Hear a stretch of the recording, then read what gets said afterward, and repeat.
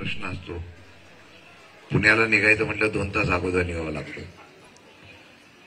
वाहतूक कोंडी हा तुम्हाला सवय आहे, आता ती मला पण सवय व्हायला लागलेली आहे.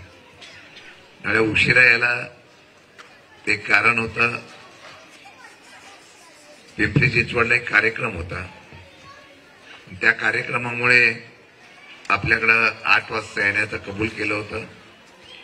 पण दिलगिरी व्यक्त करतो, पण इतका उशीर झाला तरी आमच्या माता भगिनी आणि आपण सर्वजण या ठिकाणी उपस्थित राहिल्याबद्दल आभार व्यक्त करतो.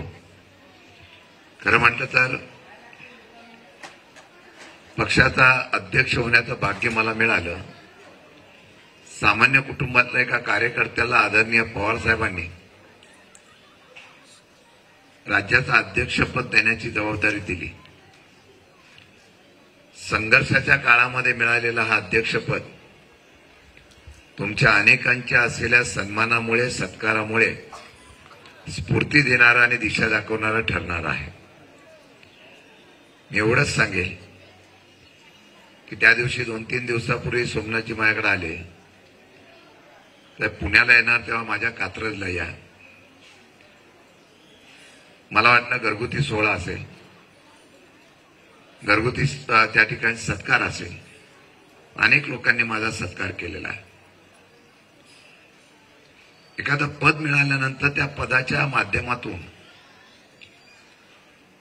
सन्मानाची उंची मिळते, हे खरं म्हटलं तर माझं भाग्य आहे. मी शब्द देतो, आपण केलेला सत्कार हा येणाऱ्या काळामध्ये माझ्यासारख्याला स्फूर्ती तर देईलच, पण लढण्याची आणि इतिहास घडवण्याची जिद्द निर्माण करून देईल, हा उल्लेख या ठिकाणी आपला करतो. आणि पहिलीच वेळ आलो, मला सांगितलं पाण्याचा प्रश्न आहे. सक्सेना म्हणते की आरेला कार्य करणारे शिंदे साहेब आहेत. मी पुढच्या वेळेला येतो तेव्हा आयुक्तांची वेळ घेतो. मगाशी माझ्यावर शरद होता. मी शरदला गाडीतून येताना विचारलं, इतकी बांधकामं चाललेली, पाणी कुठून मिळणार? म्हणलं पर्यायी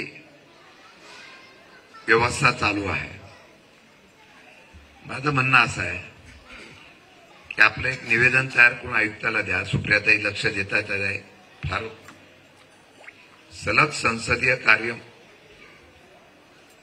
त्या ठिकाणी काम करणाऱ्या उत्कृष्ट संसदपटू म्हणून सुप्रियातांना त्या ठिकाणी सन्मानित केलेला आहे.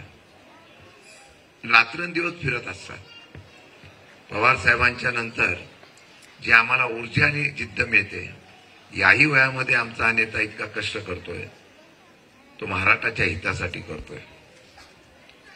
आणि हाच आदर्श घेऊन सुप्रियाताई असतील, मी असतील, जयंत पाटील असतील, आम्ही सर्व नेते मंडळी, कार्यकर्ते हे काम करतोय. मी शब्द देतो, पुढच्या वेळेला येईल तर आयुक्तांच्या बरोबर मी तुमच्याबरोबर येईल आणि पाण्याच्या संदर्भातला विषय मांडण्याचा प्रयत्न 100% करेल.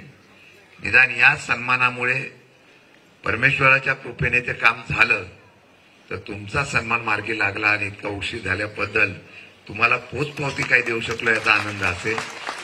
एवढंच सांगेल, पाणी असेल आणि मिळत नसेल आणि ते देण्याच्या बाबतीमधलं जर पालिका तालढकल करत असेल तर 100% आरेला कार्य करण्याची जबाबदारी माझी असेल.